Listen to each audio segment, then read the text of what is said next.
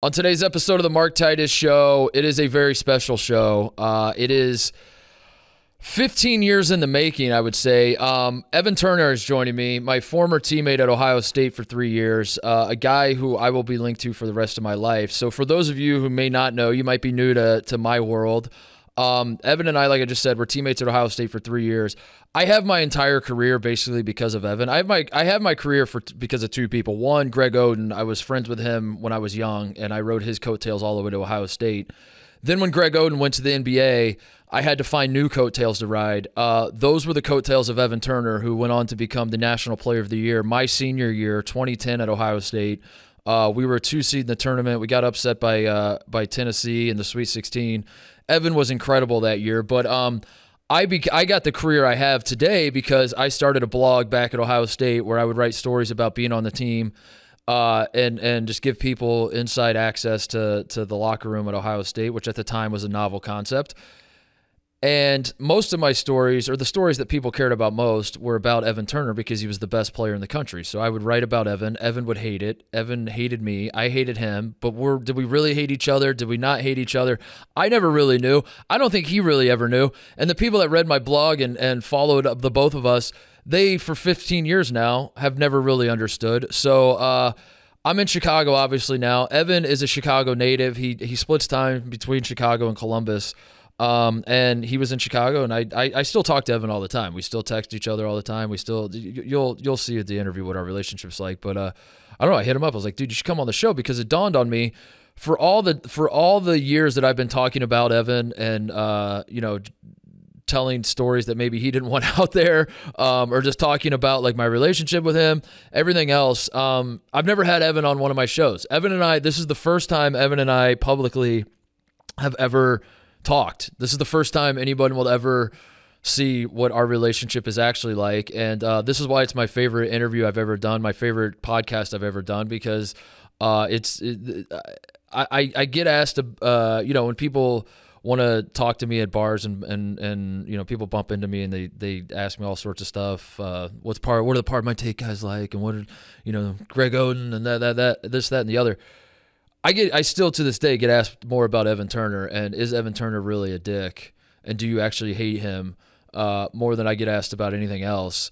And that's why I really enjoyed the show, and I hope you guys enjoy it too. It's a little, I don't want to say like too much in the weeds. If you're someone who's been following my blog and my public life since I started doing this bullshit, I think you'll really, really, really enjoy this.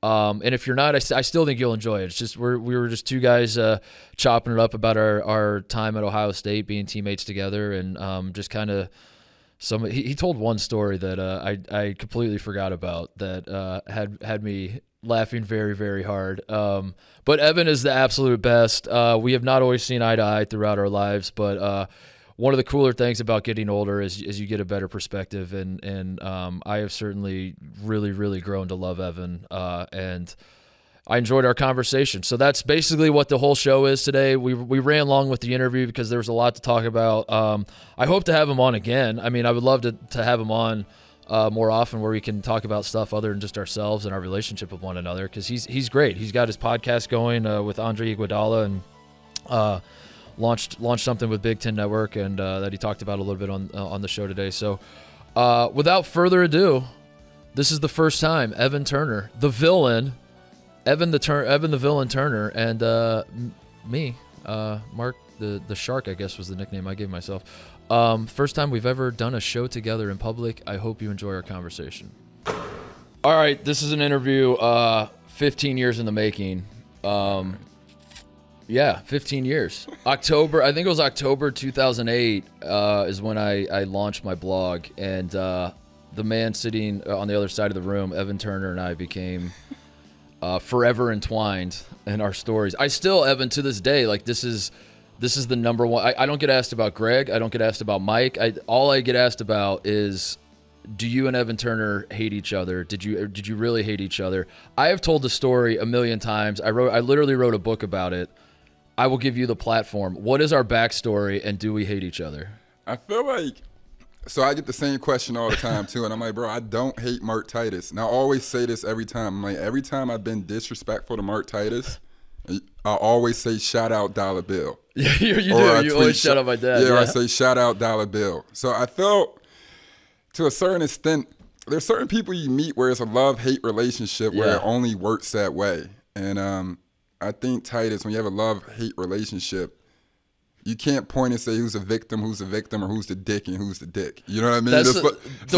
The way I've explained it to everybody, I was like, I think we were both just kind of immature assholes, and we just collided with each other at a time when we were both like 20 years old. You know? And I think sometimes when real shit hit the fan, because immature is an understatement. Yeah. But like we always had moments where we understood certain shit. Not saying like, oh, your senior night, I come out with a club trail shirt. Or dude, like, I wanted to make a point to bring it up, and I didn't know when it was going to get brought up, but like that's why that was like the moment when I realized, because the one regret I have, Evan, looking back on like all the times I would like write shit about you without your consent and tell you know, which was fucked up in some way, but other times, but it was like. Yeah.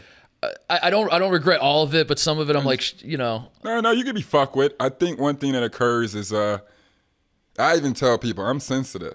Yeah, bro, I am too.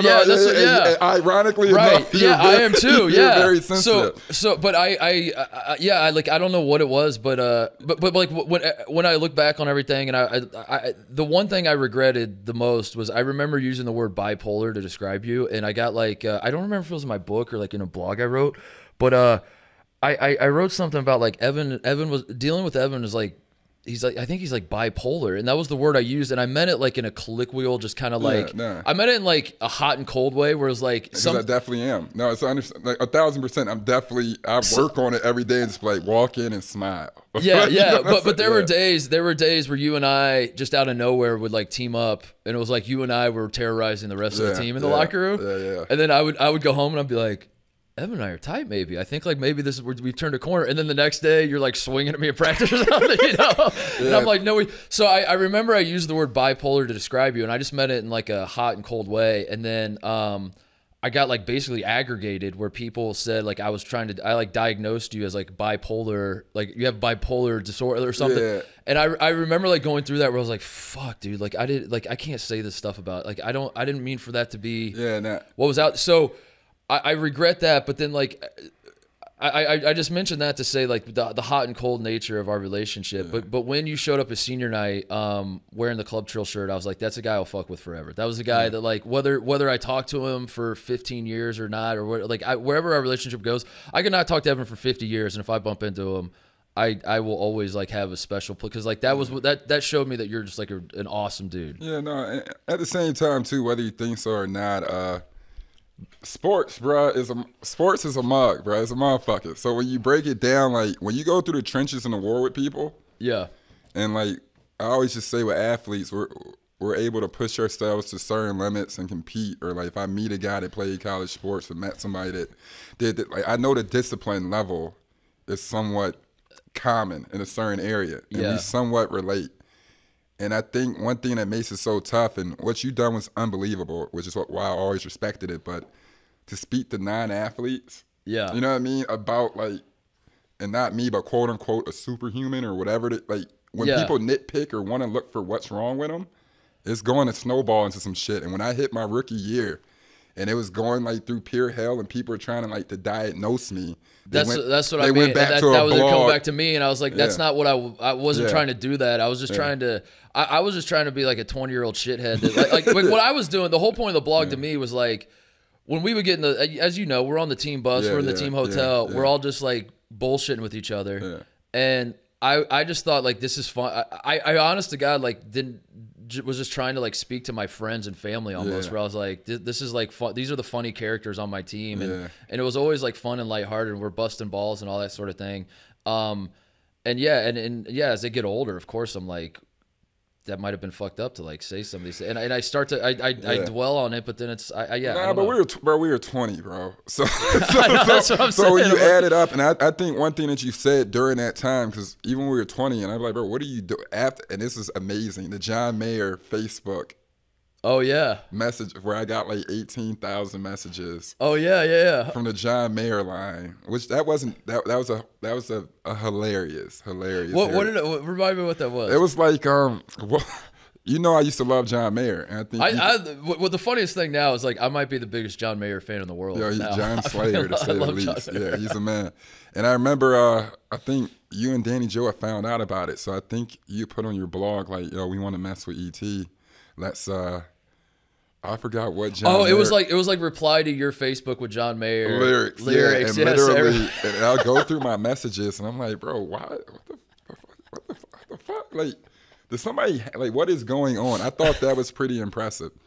Very impressive. But one thing that I kind of wish when I look back on it, we had a conversation one time, and it's like, yo, not everything's that serious. And, like, whether you think so or not, I'm kind of throwing you a bone to, like, your legacy in a certain instance of, like, not everything was that negative. So there's certain shit you would joke on where I was like, no, if I look back on it in the same way where you do media and how I do now, where I just ride a wave and keep everything so loose and chill, then cool. But like I was an uptight 19-year-old kid trying to figure out my way in the world. And one thing that occurred that like, and that's why I always tell people at Titus, like people try to bring up racist and this and the third. Like, bro, I respect Titus because we had a conversation when we were 19. It was like, yo, I don't think I'm any better than any of you guys. Yeah. So when I joke around, and I give you credit, you said this out loud, I don't think I'm better than any of y'all. So when they say something like off the wall towards you guys, I think I'm grouped in with it. Yeah. So when I fuck with y'all, like I'm on y'all side. Yeah. And that was one thing that sometimes got lost in the sauce and sensitivity, but I always remembered that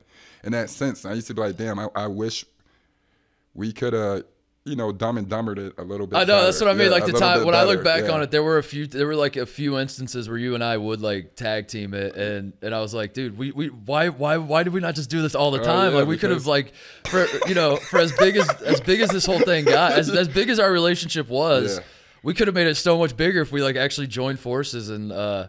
But no, I mean that's the way I describe it to everybody. Is like we were both just like dipshit 20.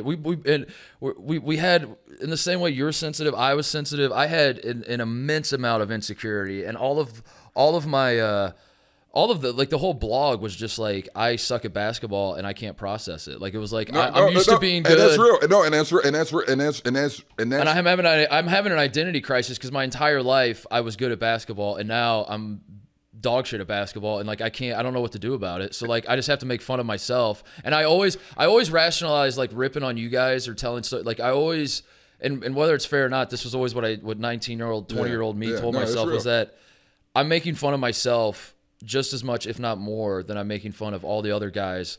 But now as I get older and look back on it, I'm like that doesn't mean that I have a free reign to take shots at everybody, because like I'm okay with making fun of myself. It doesn't mean that Evan's okay with me making fun of him in certain ways. But you gotta get we were 20, bro. Like when I look back on it, bro, and we harp on this sometimes, and I'm like, bro, we were 20 years old, and like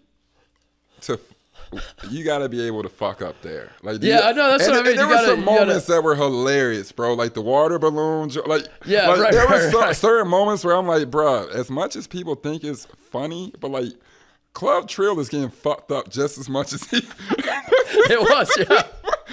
And like, that was what was so funny is I controlled the narrative. So like I wasn't telling stories when I got surgery. I don't know if we told the story. I'll let you tell the story because I've told enough stories about everything. Go ahead. So Titus, I just met you like 3 days before that, so you went home. This was after my freshman year because you're a year younger than me. We had done the Final Four team, whatever, and then you're the new crop of freshmen coming in. So I'm going into my sophomore year. Yeah. So this summer of 07. So clearly you're walking in hearing all this shit about like how we're not DeQuan Cook and how we're not these people and the Final Four got to be different.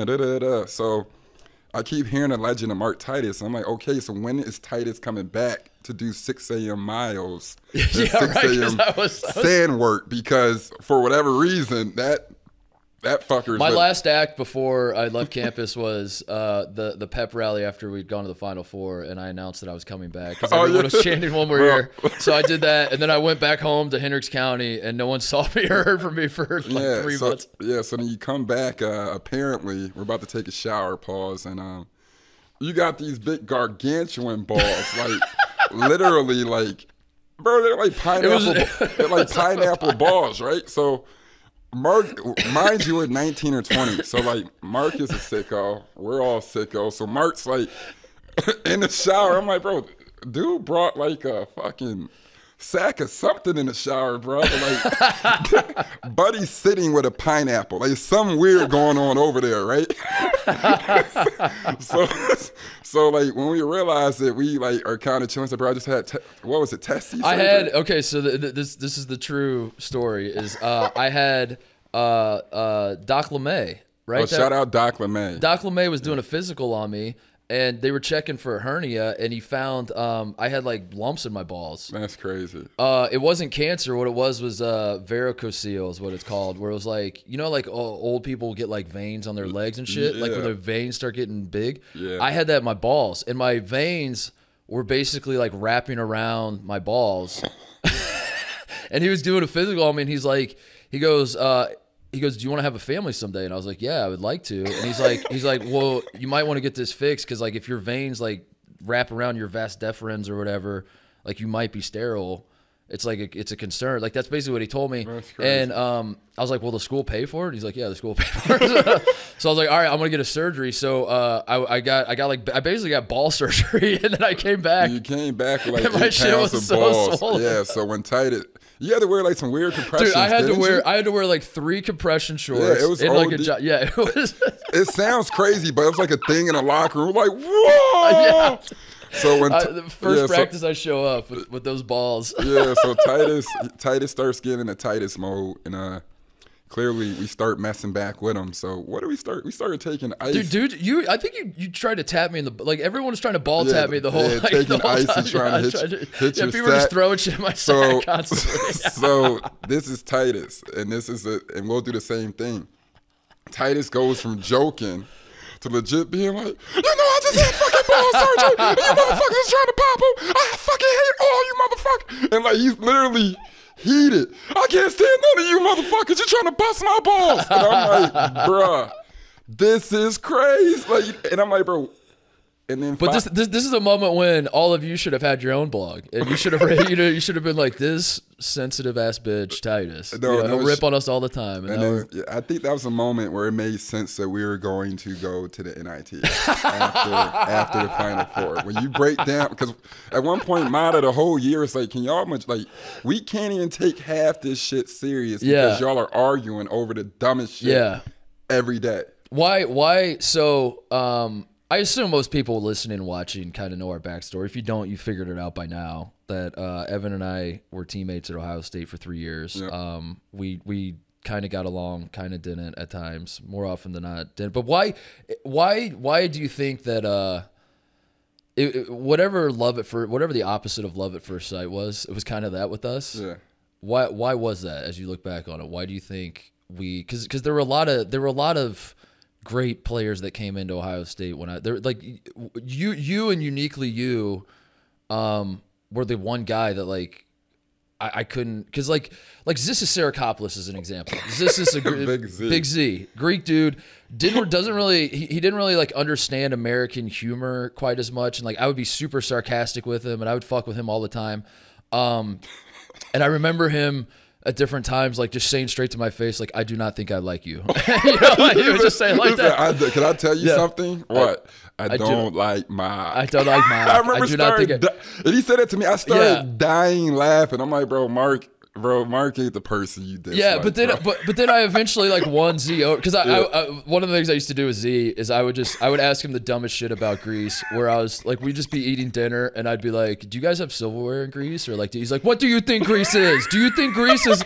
I'm like, I don't know, I've never been. Like, do you guys eat off of plates or do you? I would just ask the dumbest shit to offend him, and but eventually I won Z over, and Z was, you know, like I freaking love Z, and he thought I was funny, and I don't know, we got along great, but I never really like. Why is it that you and I, and I'm not putting it on you at all because I definitely played my part. Yeah. I just like what do you think? Why do you think it was like we instantly butted heads and we never really got over it? I think we speak on like leaving home, so we sit there like.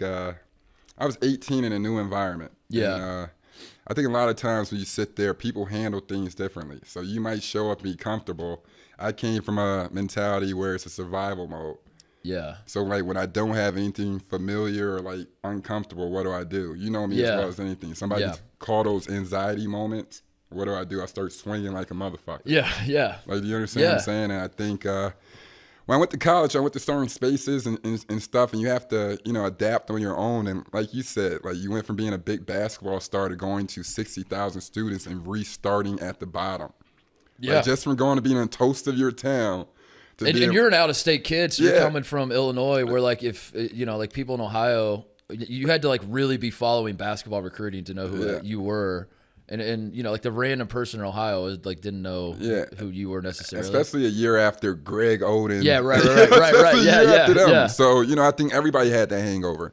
But on top of the fact of little things, I think you might have noticed just going out of state school, like you have literally no friends local. Yeah. Like if I was getting tired of the basketball team or people didn't understand me, like if I went to Illinois, I would have had 40 or 50 kids to go hang out and have an identity. And I think when I went to college, I was having an identity crisis on top of the fact of having to walk into a room full of alphas and a competitive nature. Right.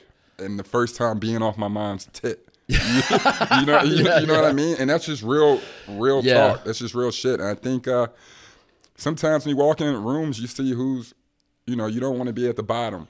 Yeah. And I think sometimes you're always prime, and not just you, just always just natural cool dudes in the locker room where it's like, yo, I might be a 15th man, but I might be 8th on this roster. Yeah, like, yeah. And I think sometimes we're fighting for your position and fighting for your voice. I think part of like hitting shit was like, or maturing was like, just owning my space. That was one thing I realized was like anything that I wanted, I had to be sure in it. And sometimes like my rebellious moment was like, if it wasn't for me, it was just like, quote unquote, fuck you. That's how I became. Yeah. Like I got to use that fuel or whatever it was to be like, you did, and that's the wildest part about it is Evan, that I think your attitude is exactly how you came from being, not that you were an unheralded recruit, but you weren't a 5-star surefire thing. No, it was a 4-star. And coming in state of like John Diebler, I was definitely playing behind like the state but your attitude is the reason you became the national player. You're the best player in the country, and the reason that we were so good our last year there and all that. But then at the same time,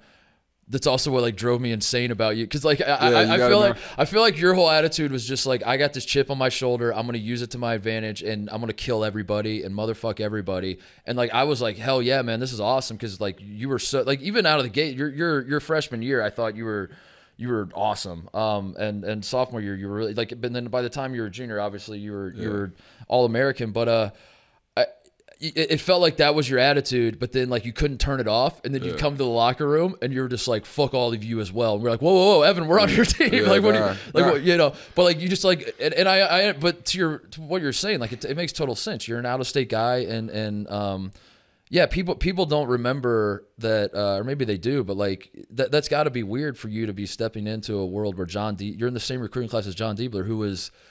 Yeah. For those who don't remember, John Diebler, when he was coming out of high school, was like, I remember Evan when we were going, we were number 1 in the country with the Greg and Mike and our freshman year and all that. Yeah.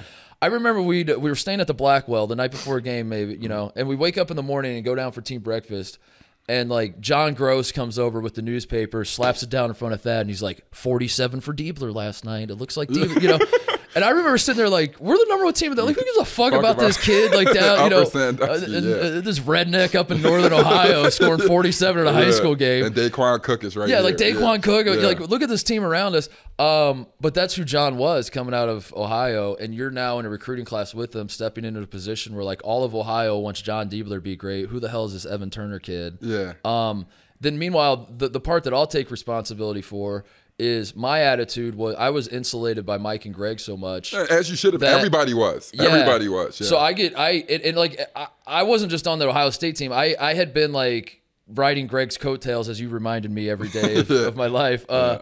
All through junior high and high school and everything else, and then we go to the Final Four and all that, and then those guys leave, and it's a boner collab. Wait. I sort of had the same thing you had, where it's like, I don't have any friends here, and I don't know what's going on. Yeah. But then also I had an inflated sense of, I didn't think I was good at basketball. Like no part of me was like, I'm gonna get minutes sophomore year. But I will give you credit though. But you could play though. I could play. If you couldn't play, I would sit here and be like, "You're a piece of shit." You could actually play. Yeah. I always say that, like you could play. Like, I think my attitude in the locker room and like as far as like understanding my pecking order and like I'm a walk on and I shouldn't be talking shit to like the guy who's the All-American. I was insulated because when I was on a team with Greg Yeah. and Greg is the #1 pick in the NBA draft, and he's, you know, one of the best players in the history of the program. Wagyu. He's Wagyu, and then they're giving you fucking skirt steak. Yeah. Yeah, no.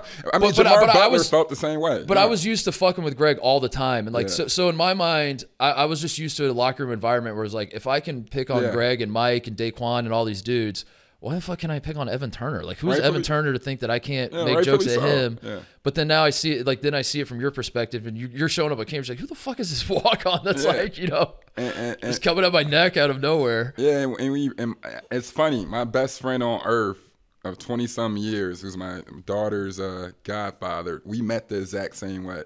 Like freshman year of high school. Oh, yeah? Him bothering me, picking on me, and like legit being like, bro, I don't know you. Leave me alone. Like, you know what I'm saying? But I think one thing that occurred too that we you got to think, because a lot of people, and I was waiting like to tell this because I always felt like you're open enough to understand it. But like a lot of people, like, shoot, when you hoop to love it. But then, like I said, I hoop to survive.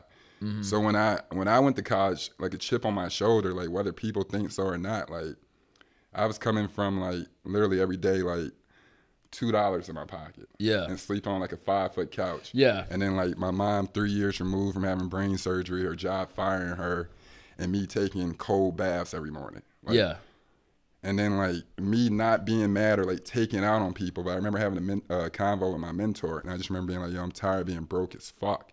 Yeah. I'm just tired of like, I don't do shit to nobody. I'm tired of shit. And he was just like, yo, you got a chance to go to college. You go there, you can be who you want. So like when I went there, I thought that was like freedom, survival to get out of whatever systemic oppression I had been in. Yeah. So then when I show up to that shit, it's like, nah, this is for me to break loose, and not only break loose, but for a kid I don't have, for my mom to be straight. If I leave here, my mom's gonna be on the west side fucked up. So I remember showing up there. So when I would hear down moments or hear whatever, it's like, yo, if I don't make it here, I'm stuck.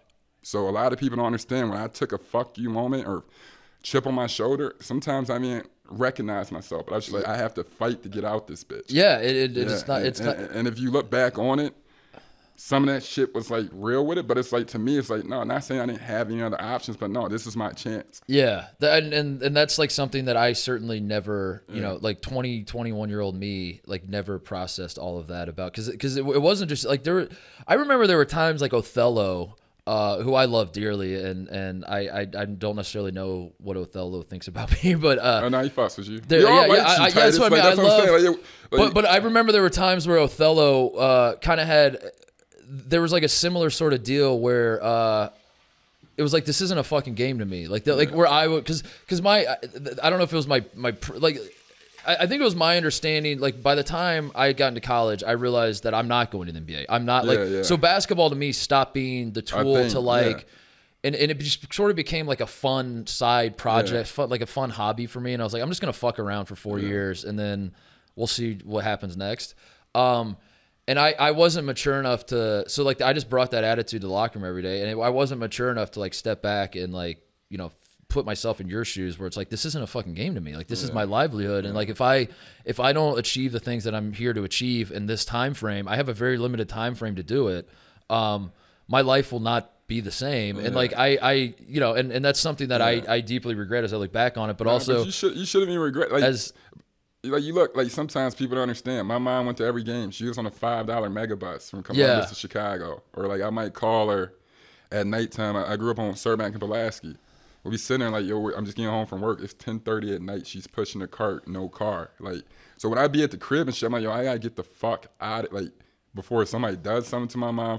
And it's not like serious as I die here or whatever, but like you want to it's a different level when you're caring about other people. And I felt like there was random pressure to come on and do so. And I would succumb to that day in and day out. I just applied my relationship with Mike and Greg and Daquan. Yeah, to everybody. And I was like, that's how I did. Mike I was a 50-year-old man like Yeah. when he was 15. And like, Greg, you know, like Greg had adversity eventually, Yeah. but like when Greg was 18 years old, he had no. I don't mean like life adversity. I mean basketball I mean as far as like Greg didn't show up at Ohio State. Like, boy, I hope that the NBA will take a look at me someday. You know what I mean? Yeah. So he wasn't going through college like with that same sort of chip on his shoulder. Like, I got to prove myself and show people what I can do. He was going to college like, you're going to be the #1 pick. Yeah. You know, Mike was sort of the same way. Like, Mike knew he was going to go there. Daquan.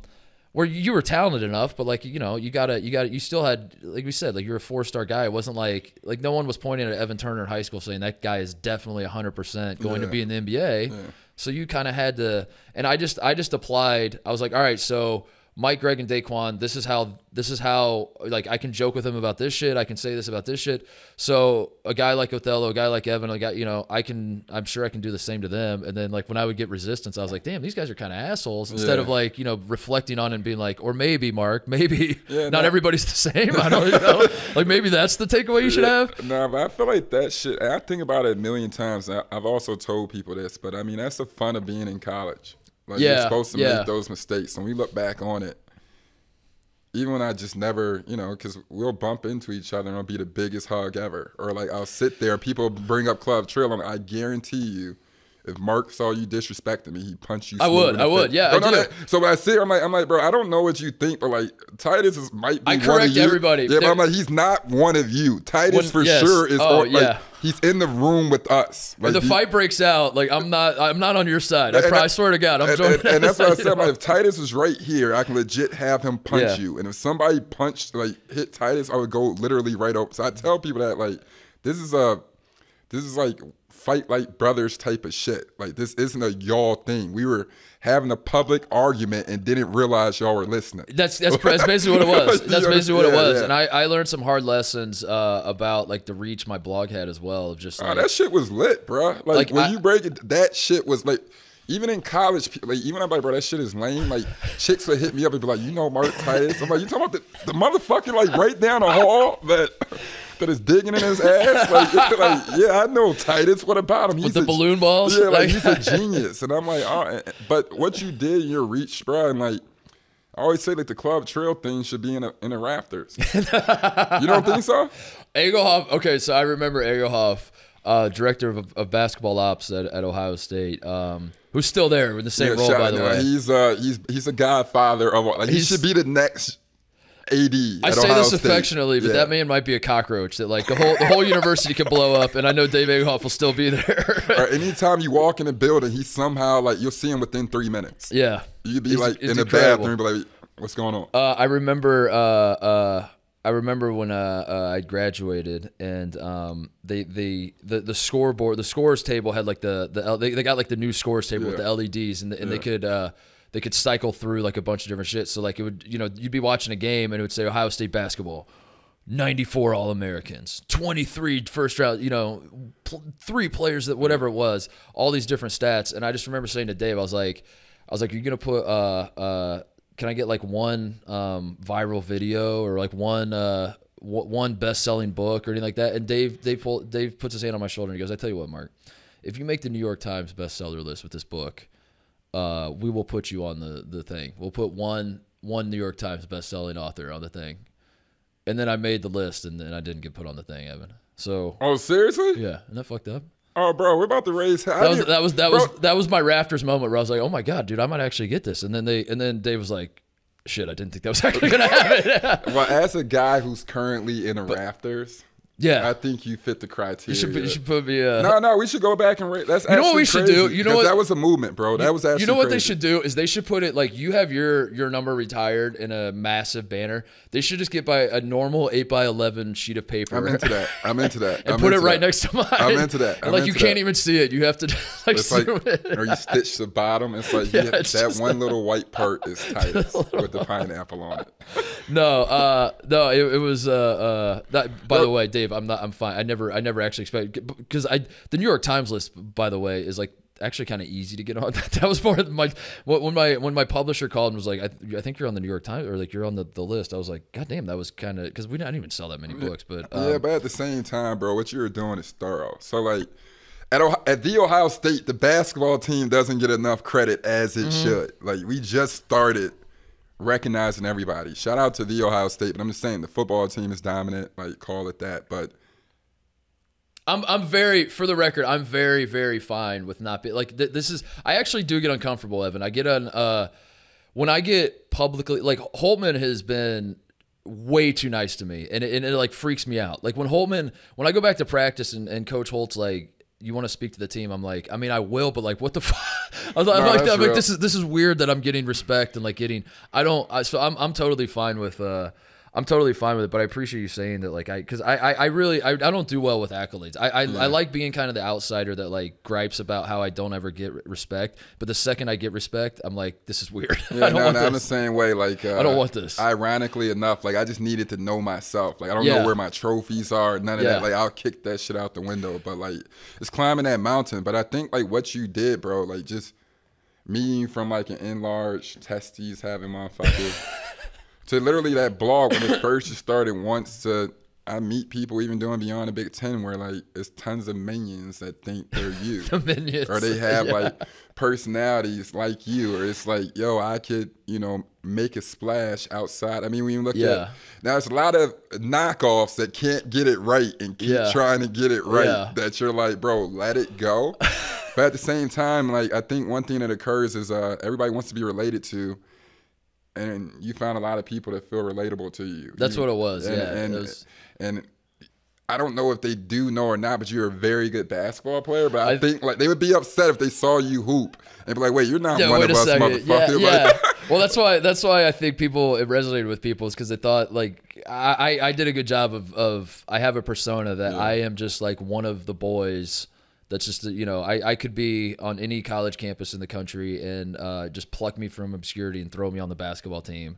And, I'm not saying I was an awesome but like, I definitely downplayed my abilities because that made me more relatable. Because everybody would watch, like when I would get in games, everybody just felt like it was like them in the game. Like you could watch me and be like, this is because they see a guy like you and they're like, I'm never going to be Evan Turner. I mean, this guy is 6'7" and fucking skilled and athletic and dunking on, like, I'm never going to do that. But that doofus looking white dude at the end of the bench, I kind of look like him. I kind of, like I could, so I kind of just represented all the everyman. But you're right. Like if they actually saw me in practice sometimes, you could play, you could shoot. Like you made 15 out of 20 from the three. Like what I'm saying. You're actually guarding point guards and guarding 1 through 3 and coming off screens and literally getting hit and getting cursed out by a former Army. I'm glad lieutenant. I'm glad the check I wrote you to say all that went through. It seems like it did. It seems like man, the money cash. To me, this is therapy because I literally, when you break it down, I think, and not to get too deep, but when we have seen each other at the Big Ten tournament in 2014, you're going or whatever, and I remember you recognize people when you know your people. You recognize eyes. Man. I remember it's just your eyes were a little different. I was going through some shit, man. And when you got when you had your retirement ceremony with the the jersey retirement, I mean, at Ohio State, I was going through it, dude. That was like one of the worst times of my life, and I just kept going back and forth of like, do I show up and support? Like I wanted to support you, but I didn't want it to be like a thing. I didn't want to I didn't want to show up and you be like, what the fuck's this asshole doing here on my special day? But I also thought back to like the senior day, which by the way, I've told you this before, but for you to do that when you knew it was your senior day, you knew that was the last game you were going to play. You're playing against Illinois, which is like your team, against Dimitri for a Big Ten championship, and for you to show up wearing a Club Chill shirt for warm-ups, like that's like legendary shit to me. And my dad will still like my mom and dad, they start talking about, they'll start tearing up talking about like you doing that on that day. But I just thought back on that and I was like, I think I'm gonna show up. Like it's good intentions. If Evan takes it the wrong way, that's the way it is. And I remember I got a shirt made of you hitting the shot over Stu Douglas, like a screenshot. And I showed it, and I think like the Big Ten had cameras there. And if I look back on it, I was probably like the heaviest I'd ever been. I had like the fat beard to like hide how fat I'd gotten, but actually it made me look even fatter. And I don't know. And my one memory from that, by the way, Evan, was the camera, like because the Big Ten was following you for like the journey or something, and when you and I like met, they you know, they shoved the cameras in our face and the microphones and all that, and then they kind of, that whole part like dissipated, and I think they took the mic off you and all that, and I just pulled you aside and I was like, man, when you showed up here as a freshman, and you know, you were fighting for respect, and John Diebler's the golden child, and you're just this out of state no name and all that, did you ever think that there would be a day where you would have your jersey in the rafters and just put your hand on my shoulder and you go, yeah, I did. I did, Mark. Yeah, I saw this the whole time, but I was like, "That's Evan, man. That's Evan right there."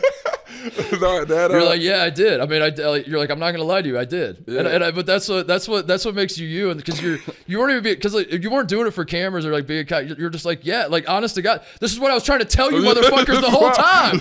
I was telling you. I was robbing for my respect this whole fucking time. Y'all thought I was an asshole, but I was right. Yeah, no, and to be honest with you, I don't want to say I'm right, but like. You were right. I mean, you were. The only thing I always want to get brought up, because I always joke around. I like to shoot the shit, sit in your face every now and then, drag my balls across your forehead, tell you about this time and da-da-da.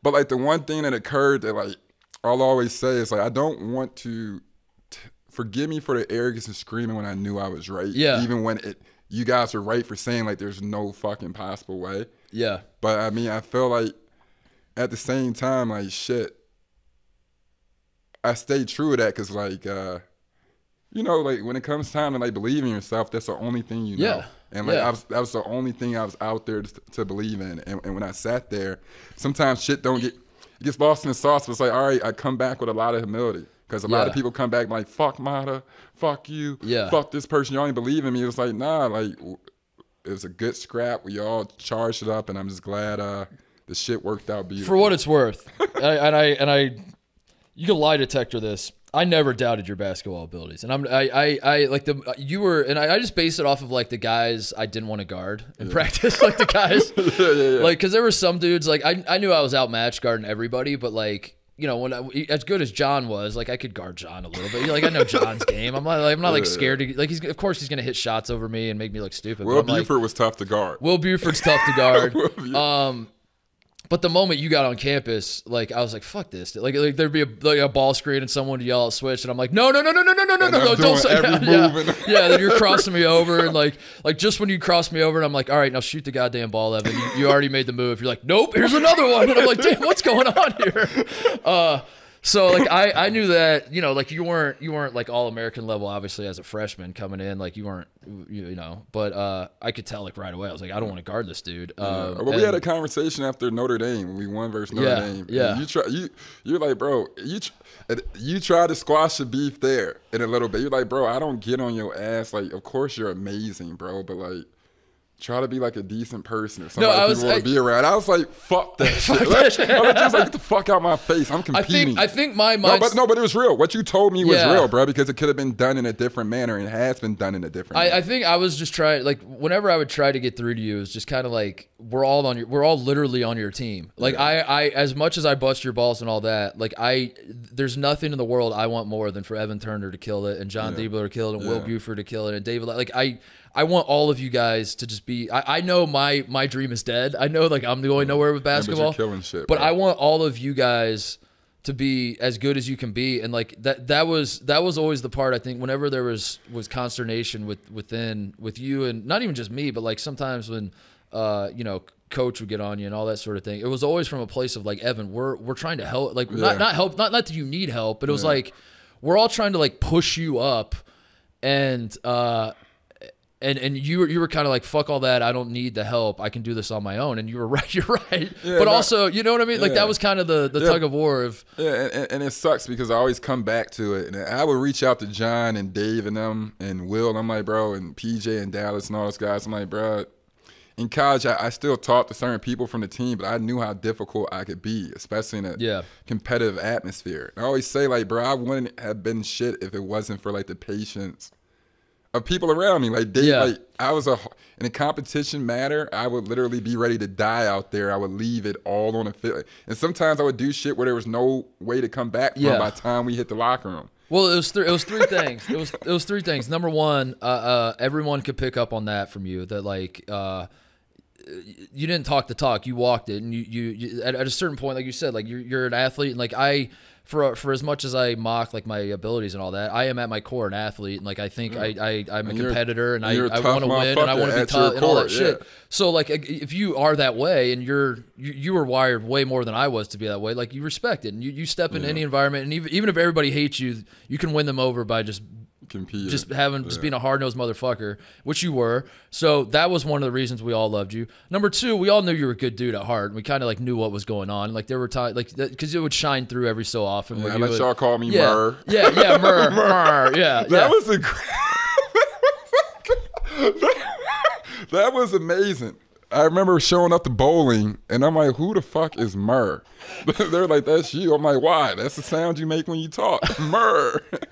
And I was like, bro, I remember not getting mad and being like, I've been looking for that answer my whole life.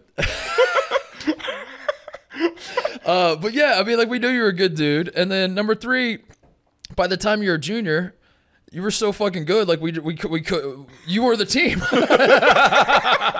So it's like we can't, like we need Evan. Like you hurt your back, you broke your back, and we all just looked at each other like we're fucked, man. Like I mean this sincerely. In all my years watching college basketball, I have never ever seen a guy have the ball in his hands as much as you did, run the team as much as you did your junior year, my senior year. Where we were still winning. That's the thing. Like, because there have been dudes that have like just had insane usage rates or like put up like Jake stat Kelly lines. At Iowa the last half of the year. Jamont Gordon from Mississippi But State. we're winning the Big Ten. We're a 2 seed in the tournament. We win the Big Ten tournament, and we're doing all this. It wasn't like you were just awesome and we were just like an okay. We were like a 6 seed in the tournament, like so like we were actually winning games, and on top of it, it was all because it was by the end of the year. It was literally just give the ball to Evan and everybody stand. Not to say that all the guys weren't good, but like everyone got so good at playing off of you, and it's kind of like and you would just go basically one-on-one. And so I think there was that. Like honestly, it was like we can't piss Evan. Like I don't know. It was like in a weird way. If you ask Coach Matta, like you got to get rid of the rest of the team or Evan, he's like buy everybody else. Like we're gonna keep Evan. Nah, Matta was my man. We had a weird, uniquely. Mine had a weird, uniquely insane way of like he let Mark be Mark, he let Dave Lighty, he let Dave be Dave. So like Dave would show up, do what he had to do, might be 3 hours late for practice. We laugh it off. Like you let John be John, you let Will be for B. You let Jamar Butler quit the team for like Butler, 4 days. Yeah, then come back and start like, and it was like a weirdly unique way of finding success. And I think even though we weren't like the 07 team, I think there were some cool, funny times that molded into bigger pictures. Like when we think about the Dad Boys thing, and you look at, you're tight with Greg and Mike and everything still, but I still think like to a certain extent your closeness probably came from the rest of those few years. No, without question. Me being tight with Greg and Mike has nothing to do with Ohio State. It has to do with everything before Ohio State. They were there for they were there for a full year. Sometimes when they show up, I'll be like, wait, they went here? Yeah, I mean, like sometimes like Mark, you're my friend. Yeah, that's what I mean, dude. I'm tighter. I'm not really, but like in terms of like the OSU thing and like the thinking back on the college days, like the Final Four run is the more iconic, I guess, and that's like the team that like will get brought back, and I get to go out on the halftime and wave for the 25-year anniversary or whatever. But like my core memories are you and John and Dave, like the guys that I was with for 3 years. So like that to me was, you were the guys. When we were, bro, and I always say like, just not saying with greatness or anything, like even with John, Dave, and like what people do, like we all bred each other to help each other be special. Like it's no shock that you turn out to be Mark Titus. It's fucking crazy. It's no shock that Dave Lighty is French player of the decade and all. Dave is just like are they gonna build a statue for him in France? If not, I'm gonna build it. I'll build it out of David. Is that his name now? David Lighty. No, I mean, I think it is. Coach Matta was a player's coach before anybody knew what a player's coach was. I mean, that dude, he was just like, because he always, I'm sure he's the same way. But I mean, I remember conditioning was a joke with Coach. I remember like he'd be like, "All right, I'm done fucking around. We're doing it." He's like, he'd do his thing where he'd drop kick the ball or like something, or like I guess his foot started to get hurt. He'd throw it more than he'd drive. He's like, "I'm done fucking around. We're playing a scrimmage now. loser, you're going to give me a down and back. And I'd be like, what? 10 seconds. In 10 seconds. And we're like, one down and back? Like, that's it? Or like before he would go off, he'd walk up to me and be like, I'm about to do something, stick with me. Because you know me, I'll respond to anything. Yeah, right. I'm about to do something, just stick with me. Yeah. I'm like, oh, good you did that. Because I heard that. I'm like, motherfucker, I'm working hard. I am working very hard. So for you to be like, no, this isn't enough, I'm gonna quit. By the time I was a senior, like I was just completely removed from practices, and I had every injury in the book, as you know. My senior year, I was like, you had some injuries where I'm like, bro, you're dead ass hurt again. And I'm like, bro, you're not playing. Like, so what are you doing? How are you getting hurt? Yeah, but when I started hitting a part of your career, like at the end of my career, because basically year 10 was basically what you were doing. I'm like, oh no, I feel this. And then I can feel how it may be seeming like you're in the way. Like, eventually it's just like, oh, I have a good personality. Before you know it, I'm not me talking as much molded well when I was hooping. Yeah, right. I'm just talking like.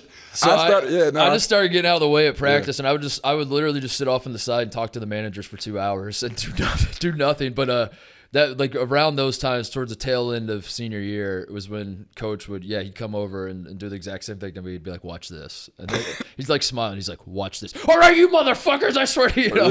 Matta was, bro, Matta was. I would laugh so hard. And then he'd look back at me like wink. And what's so crazy with Matta, bro, I don't think there's any other coach like him. Yeah. Like, to really be that, like, even back then when it was like, to be a coach, you had to have the players scared of you. When you walk in the gym, it's like, what? Like, Matta, we'd be watching film, and Matta's like, look, bro, I'm not trying to watch this shit neither, but let's lock in for 20 minutes. Or, like, if it's like, return your books, we'll be pissed. He's like, look, bro, I know you don't want to return those shits. Like, it's what you have to do. Just do what you have to do so you can make money. That's right. Go make money. Evan, the bigger picture is making money. Like, he was the first coach I ever had that I remember. He never thought that we should hold teams to 0 points. You know, like we would like guys on the other team would make a play, and he'd just look at you and be like, "That's a pretty good, that's a pretty good shot." You know, like, he's like, "Nothing you can do there." We're like it feels like so many coaches are like, "God damn it, terrible closeout! Like you got to get your hands up higher." So The realest conversation you ever had, I think we went on a losing streak, and he's like, "Look, bro, y'all get the nicest gear, good food, 5-star restaurants, steakhouses, right? Mm-hmm. Like everything. Like, we work you out, we train you, we talk to you positively. We don't even start practice on time. Like, that type of shit." He's like, and we're losing. Like, you get $40,000 to go to school here. Yeah. Can I get a little bit more bang for my buck? Yeah. And I was like, bro, that's some of the realest shit I ever heard. Yeah. Like, can I just get a little bit? Y'all comprehend? But like, this is a trade. He's like, this is a trade. Like, I need you to perform and win. But, like, it's not my fault you didn't make the shot. All we do is positive reinforcement, work you out, step up and make the shots. When we come to timeouts, I don't say, why'd you shoot that? And I look back at some of our college games, we took some of the worst shots. We took shots, like modern day shots, how the kids are taking now. Right. Back then. Like, John D was shooting 15 threes in a night. Right. Yeah. It was crazy. That shit was fun, though. It was fun. Yeah, I remember I asked Coach one time, I was like, why do we never, like, run? I was like, I'm fine with it, but, like, why do we, like, never run sprint? Maybe it was after I graduated. I was probably after I graduated. I wouldn't have been dumb enough to ask him while I was still on the team. But I was like, why do you never run sprints? You never, like, you know, your punishments are a joke, Coach. And he just said, I don't care about conditioning, because if you're not in good shape, you're just not going to play. He's like, I put it on. He's like, I don't. That was real.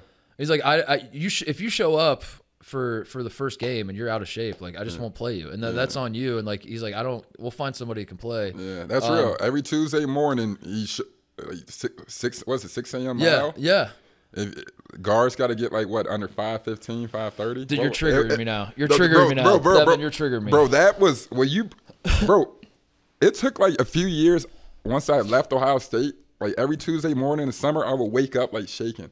Yeah, thinking about that mile. I would go. Me, John, and Dave would go like 5'10". But Coach Matta was never, like, pushing you to get it. He was like, all right, you didn't get it. I don't care. You know, like, you're just not, like, I'm gonna play the guys who get it. They play the guys that are in good shape. If you don't get it, that's fine by me. Yeah. And he's just somebody's gonna be coming in next year. That's my number one. That's my number one PTSD.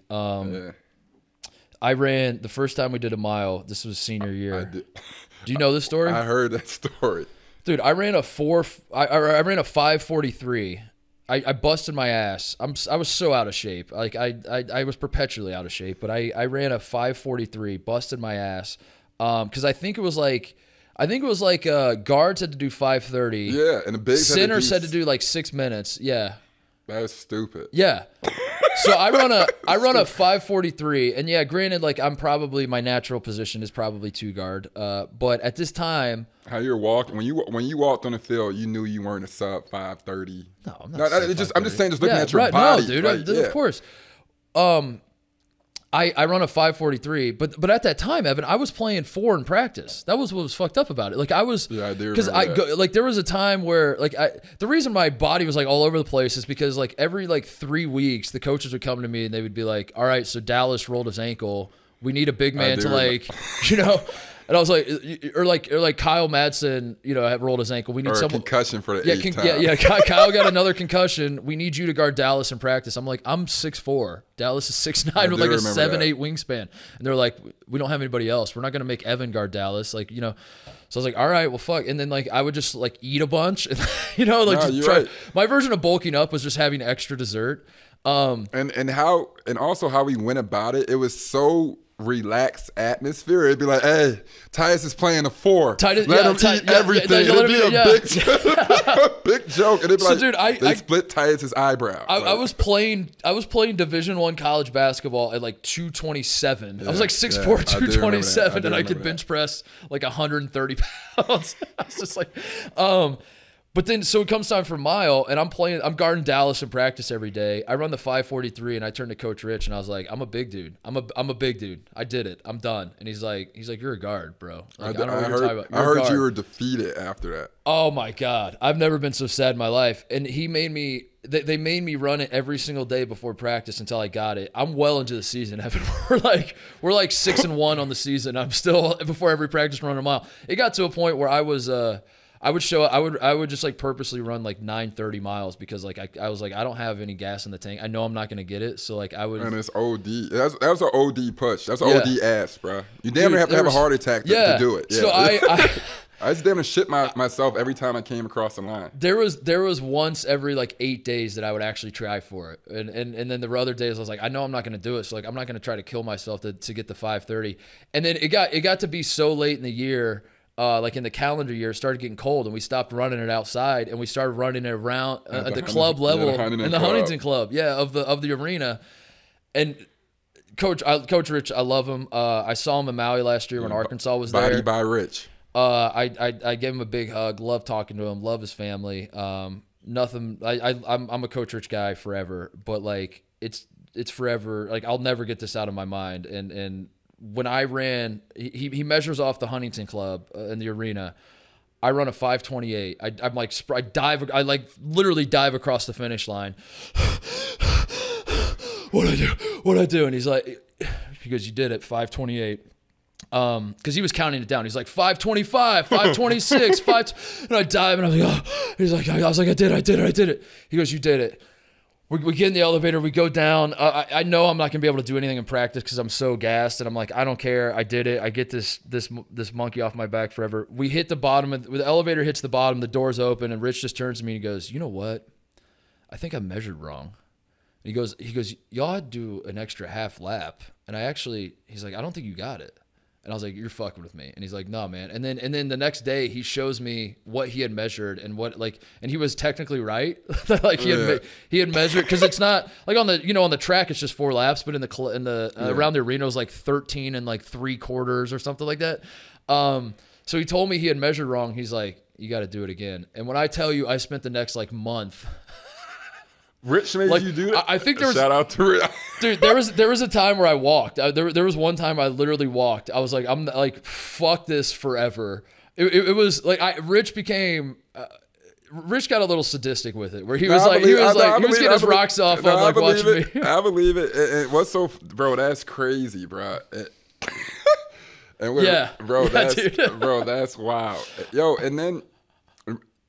That was crazy, but remember how Archie Miller used to make you and me and Danny play one-on-one? Yeah, so we would do individual workouts every morning. So this after we won an NIT, So we went. Let me tell you. So we went at NIT. Coach Matta tries to hype us up to play it. He's like, "It's a great tournament. We're gonna do this and a third." Da, da, da, da. So we play it. We win it. Get into the locker room. Matta's like, It was that was the weirdest thing I've ever experienced. Yeah, it was so quiet in there. He's like, "Just so y'all know, I didn't recruit y'all to win an NIT trophy. Yeah. Like, if y'all are happy, cool, but I'm not happy." Remember, it was like we were because we were like we actually beat some pretty good teams. But it was such a weird vibe because it was like we did win a championship. We cut down nets. None of us were. It was like yeah, but a year ago y'all were cutting them. Yeah, down I know. Four, so it's like yeah. we're but as I tried to tell everybody, I was like, winning the NIT sucks, but it's also better than losing in the NIT. Yeah, so absolutely. At a certain point, we should celebrate a little bit, but like let's not celebrate too much. Yeah, and we haven't seen that trophy, and I think Matta, and I think they asked if we wanted NIT rings, and Matta was like, hell no. Yeah. But what's so funny about that, you and I have spoken, little things like that where you might scream Matta's not the best X's and O's coaches or this and a third, but little shit like that holds a standard high, bro. Yeah. Oh yeah. Not celebrating, be like NIT champs. Like no, bro, we wasted our time this year. This was a waste of a year. Yeah, Matta's like you got 1 week. Yeah. A break, and then we're getting right back to work. And when I look back on it, just like when you look at like Coach Rich or Matta, like you made pros, but you made a standard of like competing. And like you think about practice, we might not went over like in the game situations. We start every practice 1-on-1, 2-on-2, 3-on-3, 4-on-4, 5-on-5, and the elements weeded people out. But it puts you in an environment to compete and get comfortable with a competitive nature. And I felt like that's what really helped mold us in a sense. And even going back and looking at certain shit of like thinking what a win is, it's like, nah, the standard is up here. You can never move that standard. Don't pour syrup on shit and try to call it pancakes. Yeah. And that's what sometimes in this new day and age, a lot of people try to do with any type of numbers or anything. It's like technically we're the best team on Thursdays west of the Mississippi River with a school that starts with an A. Yeah. Like, you understand what I'm saying? And it's like, nah, that's not the same shit, baby. Anytime I got treated like a real player, and I was held to that standard, I was the meme of like Mr. Krabs where it's like swirling, I was like, what's going on? I was like, oh my God. Anytime like Coach Rich is like, no, all the guards have to get 530. I was like, but not me, right? I'm like, I don't count, right? He's like, are you on this team? And I'm like, fuck, what's going on here? Like, yeah, if you had this energy, I would have prepared last night type shit. But it also, going through all that and Arch, when he would make Danny and I play one-on-one. That was crazy. As though it was like, it was you and Will. He treated you and Will the same as me and Danny. And that's what I told everybody, like when Arch got hired at IU and all my Indiana people were like, do you like Arch? I was like, man, I respect the hell out of Arch because Arch was the one coach that, he never once looked at me like a walk-on. He's like, if you're on this team, you're getting your ass in these drills and you're running the fucking. That is true. And basically for me it was actually good because one, it knocked me down a peg and like I'd become way too much of a smart ass and like I'd sit on the sidelines and chirp at people and all that. It's like, get your ass in there. You got to get in the trenches too, buddy. Arch was like 27 at the time doing it. Yeah. That's what's funny too. Yeah. So he had time for the bullshit. But I also feel like it makes me feel more secure as I get older that like I earn my place in the like I did actually. I do feel like you can't come at me and say like I was just Greg Oden's friend. It was like, bitch, I was waking up at 4 in the morning to go fucking run in these sand pits and all this other stuff with everybody else. That's why when we come back and we talk and shit, like no matter what, it's like, no, you have to respect them. But when you sit there, it's like, no, whether people think so or not, it's like, no, he went through the trenches. Like, he's not. What do you think about Titus? Like, no, I tell people all the time, Titus isn't you, bro. Titus did what we did. Yeah, I want to go on record because this happens a lot that people will bump into me at bars. The bros, we'll call them, the dudes with the backwards hats that just sit on top of their heads, and they come over and the chancletas, the thong sandals, and everything, and they'll come over and they'll be like, "Talk to me about Evan Turner," and I'll be like, "What do you want to know?" I'll tell you everything. And they'll be like, is he really what you said? And I was like, man, Evan's crazy. Evan's crazy. And they're like, I knew he was a fucking piece of shit. And I was like, and then I go, whoa, Don't you dare take it that like I'll entertain the game where it's like, Evan, man, you know, the villain, you know, we used to have that rivalry, and they're like, yeah, he's a piece of shit, isn't he? I'm like, you shut the fuck up. Yeah. You better like, you know, because it's I want to be very clear. I am on Evan's side. Like Evan is not but that happened way too much. Where like that's why I started to feel uncomfortable about it all, because I thought that everybody that was reading my shit kind of knew the dynamic at play. They kind of knew that it's just like dudes busting balls and all that sort of thing. But when people would come up to me and they'd be like, Evan's a piece of shit, isn't he? I'm like, whoa. Don't get it twisted. I'm very much on Evan's side, not your side. Yeah, and it sounded bad. Everything, like Bill Burr says, if you don't get a good read, you're going to jail. Like, do you understand what I'm saying? That's so right. Like when you read and it's like, and then That's Evan took a piece of ice and hurled it at my nutsack and said, dance, white boy. Right? Right. Like, you know what I mean? Like that type of as I'm writing that, I'm like laughing my ass off. But then people are reading it and they're like, Evan Turner hazing the walk-on, you know, or like, you know, dude, you know what I mean? Hazing, like we were at war. I was in the trenches and I won. Okay? Like that's what you take from, bro. Yeah. Even in high school, bro, in college, I remember we were at dinner in Iowa, middle of nowhere, Iowa, and we're at dinner, and I remember like a fine woman walks up, and I think, you know, I'm a big time deal. I'm like, oh, she's got to be coming up to me, and she walks past. And it's like, I just wanted to come up and say, hi, Mark Titus. How are you? And it was Aaron Andrews. I remember being at dinner and being like, what? Like, what? Like, your blog is cute. And I'm like, you talking about that piece of shit blog? And I remember being like, bro, this is getting crazy. Then we go playing dating. First round of the tournament and half, I was like, Turner, Evan Turner, you're the man. It was like, villain. Yeah. I'm like, bro, what is going on? You hated the villain nickname. No, because it was just like, bro, my name was barely known. Yeah. Like, so do you understand? So when I gotta say, but the villain nickname was cold. That's a cold nickname, dude. Even my best friend said, he said, low key, that's an ill nickname. If one of your boys came up with that and it wasn't the dipshit dude on the team that you butted heads with, you would have been like, that's cold. I don't know. Or even if we're in this day and age where an athlete could be complex. Yeah. Or a young black athlete from the inner city. Like, even you look at my swagger now, like, bro, I was basically dry toast back then. I got a regular lineup. I was literally, I somewhat dressed pretty nice. I was trying to stay out the way. All my outfits were express. It's like, yeah, when you can have a black individual with a flaw and an athlete back then, that narrative was not allowed because of the ignorance. But the same way social media and communication is picked up, I could have rolled with that. I've been like, yo, I'm a jackass. I'm an asshole. But what, like the villain nickname to me was like, dude, it was so perfect because I was like, if you watch this guy just play basketball, he will rip your heart out. And he will talk so much shit to you. Yeah. It was just like you show up at every Big Ten arena and you are a villain and you're not apologetic about it. Yeah. And you're like, and I was somewhat like I would stomp on a Kraft's chest. Yeah. Like the fan favorite. Like I would. Yeah. And shout out to Kraft. Not saying this would happen in any sense, but if I went up, because I would do it to Chris Kramer.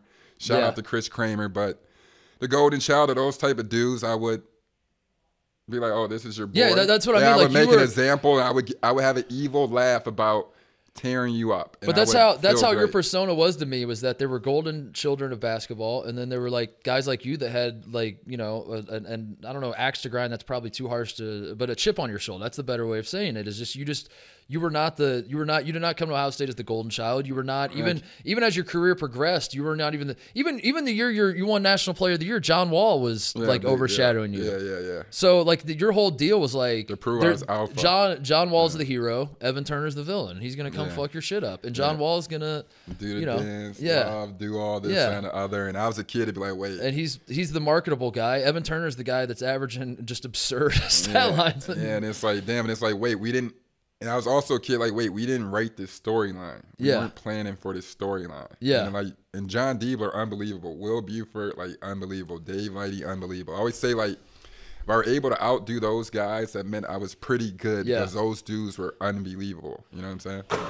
Quick break to talk about our friends at Cars.com, wherever life takes you next, and whoever you're looking to be, there's a car for that on Cars.com. Whether you're moving from the suburbs to the city, so you want a smaller, sportier car, or you're expanding your family and want a safer option, or you've taken up snowboarding and need more cargo space for the gear, their advanced surge filters help you narrow down the car you're looking for. They have deal badges that identify the best deals, and they even have quick and easy ways to sell or trade in your car. Over 2 million cars for 2 million possibilities to meet your changing needs.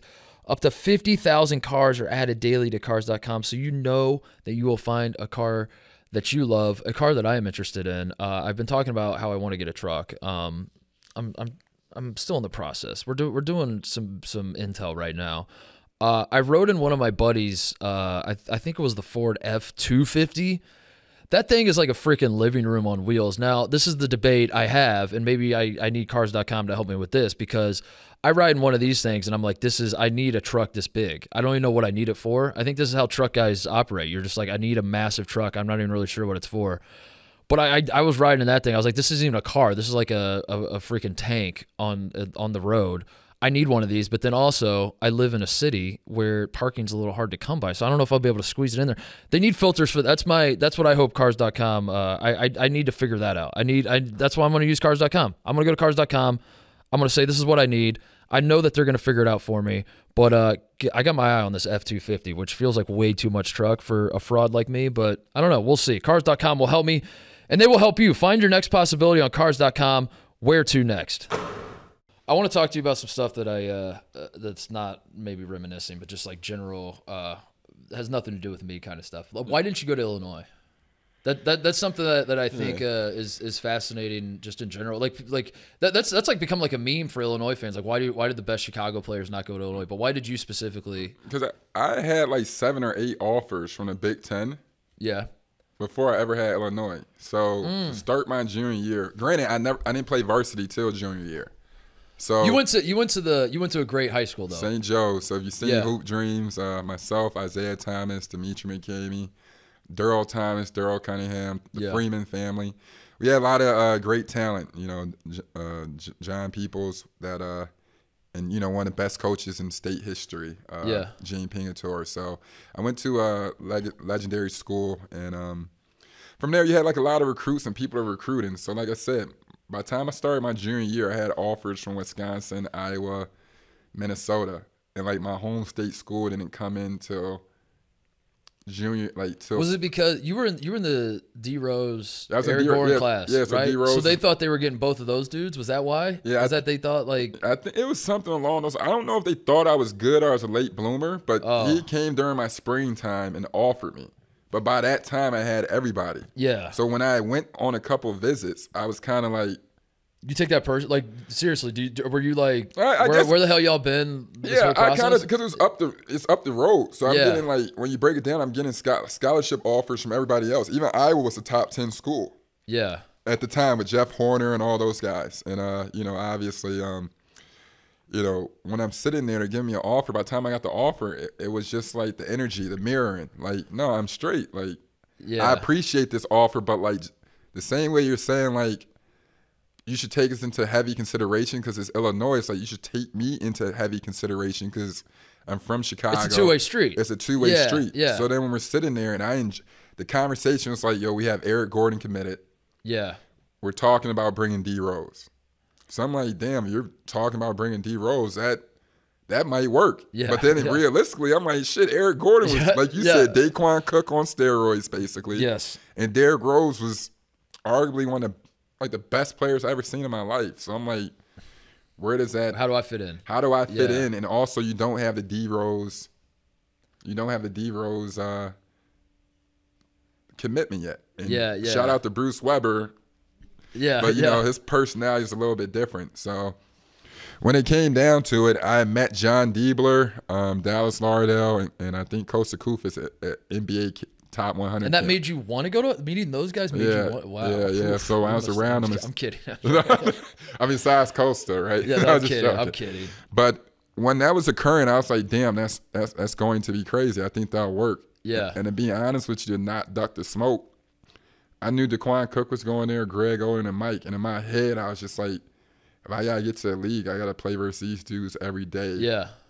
Foolishly enough, I'm thinking I got to go like, meet the master ASAP. Yeah. You know, not go to Wisconsin and build myself up. And I'm like, if this is where all the bad boys are going, I'm going there. Okay. And that's literally what I thought, and I was putting my career in jeopardy when you think about it. Because my AAU coach was like, you understand Daquan Cook is basically Ray Allen with a handle and bounce. Like, do you know John Diebler? Daquan's one of the most naturally gifted dudes I've ever seen. Yeah, he's incredible. Yeah, he's like, John Diebler is like unbelievable. He's So, like, Will Buford can score. He's like, do you know where you're going? Like, you're going here. Like, you comprehend if you go here, you might not make it out. Like, you're a great basketball player, but they do certain things that are better than you.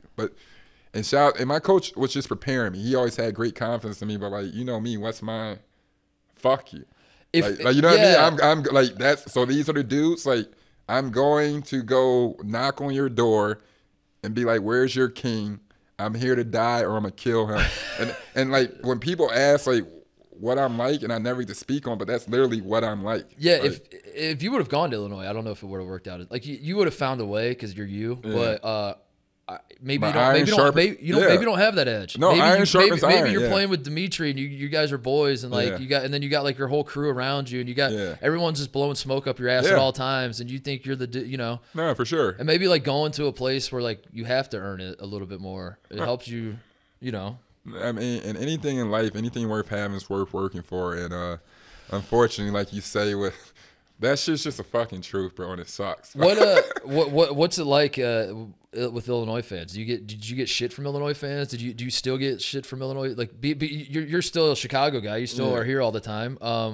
Do people like give you shit like, man, you broke our hearts for not going to? After the first couple years, like I would get like, I actually went to a couple of Illinois football games, or people posted me, or if I was with my friends like Sam Maniscalco and shit. Like, I didn't went to like Illinois basketball scrimmages, and people like, you need to kick them out the fucking gym. Because remember we played at the Big Ten tournament, it got kind of it did get kind of rowdy, and I didn't help the situation. You did not. I mean? I poured fuel on. You're the villain. Hey, it is. Hey, don't knock on my door. Like, you know what I'm saying? And I felt it like after a few years, but I think, like I said prior, Titus, like sometimes you gotta accept your role. And like, I probably would have been better off earlier accepting the role of a villain as opposed to fighting it. But like I said, I never like really took it too crazy, because my natural energy is a loving energy. It's just when it comes to competing, I'm gonna make it out. Which is how every athlete should be wired. Yeah. What was D Rose? What was that? Your relationship with him, one, but just also like you kind of the same thing we've been talking about, where you're not necessarily being overshadowed, but you're the guy you're not the golden child, and you're coming out of Chicago at the same time as D Rose, who is the Chicago golden child, still is, will always be. Definitely. So like, what was that? Did any part of you, as you're going through it, like, did you respect him and like say like, this is pretty sick that like there's a kid from our city that's doing these big things and getting talked about in this way, or were you just like, fuck that guy, like I'm better than him, or like what was your kind of mindset going through the Derrick Rose experience? I'll go through the whole thing. I'm actually gonna give you pause. I'll give you this real comment. This is gonna be like some shit I never told before. I was like, we can cut this, but like I was like, when would I ever tell these stories? But I'll tell you. So in 8th grade, we were doing like I think there's something at my high school. It's like the best 8th graders in the state. So west suburbs goes against west side of the city, south suburbs go against whatever, and so on and so forth. So I played in the first game, like west suburbs versus this west side. So I'm like in the back, and I'm seeing like a special trophy, like this big ass trophy, and it's like player of the year, and it's like a big gold trophy. I'm like, well, how could it be player of the year? Like we all don't know each other type shit. So I look on the trophy, it's like Derrick Rose. I'm like, who the hell could Derrick Rose player of the year? And I was pretty good. I'm like, is he good enough for somebody, like adults have a trophy for him at this? He's that good? Who is this kid? So I remember I play in a game, I sit down, and then next thing you know, literally he plays all these crazy dunks, all this crazy, like he has a whole gym on fire. Yeah. Go to freshman year, I'm like, bro, for whatever reason, there's this, like the kid Derrick Rose is a problem, but like he's not playing varsity. He can't play varsity because his high school coach doesn't allow freshmen to play varsity. So whatever. So that builds up more of the hysteria. So by the time he starts his sophomore year or whatever, killing D Rose. Like even me, I'm Derrick Rose.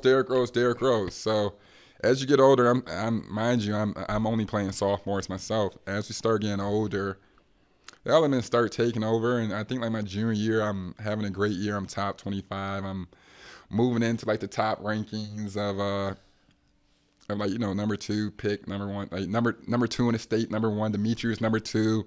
He moved out the way. I was up there. So they put on a game at like Northwestern. It's supposed to be like number 1 versus number 2, city versus sophomore, city versus suburb classic. You know, kind of the shit where Greg and them played. They played Shire, right? Like no, they played Jake Pullen and them. Oh, and okay. Brian Carwell, because Brian Carwell is 7 feet and all that. Yeah, okay. But I mean, whoever they played didn't matter. So we play in that big game, and I remember, and I swear to God, this isn't lying. I remember everybody was like trying to see who was like pretty legit, who was going to be. But D Rose is the truth. So he hits like legit 4 straight threes to start the game on Dimitri. He calls a timeout. We call a timeout. And he's like, walks all over, walks right up to me and looks me dead in my face and says, "You a bitch." Like, legit, you a bitch. And like, it was a big stage. It was like, man, like I'm kind of sitting here like, yeah, you're really just like, I'm like, everybody's trying to see if I'm this good. This man just started off with 12 points in like 3 seconds. Yeah. I don't know what I'm doing. And he calls me a bitch in front of my friends. Like, you know, so I'm like, so I go to timeout. I'm like, bro, this dude is so good. And he called me a bitch. And I'm like, I'm not a bitch. I'm not a bitch. I'm not a bitch. So like, I'm going out trying to just create some type of gumption to go up against this superhero. I'm like, man, do something. So I'm like, just start cursing. I'm like, you got me fucked up. D-Rose ain't shit. You not shit. And I just start screaming that, like, as soon as I start coming out. So the end of the first half occurs, right? And I think we're going in a half, and we're at the free throw line, and D-Rose, they're up like 15. D-Rose has like, I have like 6. D-Rose probably has like 20.